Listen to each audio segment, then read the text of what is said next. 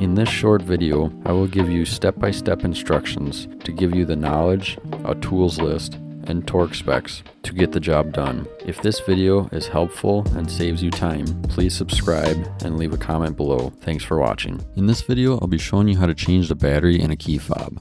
This key fob is for a Jeep Cherokee, but this video will show you the basics on how to change a battery in most modern key fobs.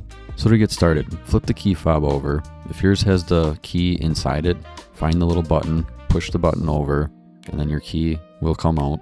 Then look for this little space where the two cases meet together. If you have a built-in key, it's going to be where the key slot is. Stick your key or a flat screwdriver in this space and turn it until it pops up like this. Then using your key or a flat screwdriver, continue prying up around the edges evenly till it pops off. Then if it has a plastic insert on top of the buttons, take that off. Then take your buttons and your chip assembly out. Now we are to the battery. Take your screwdriver and you'll have these three prongs holding it in. Pry outward until it pops out.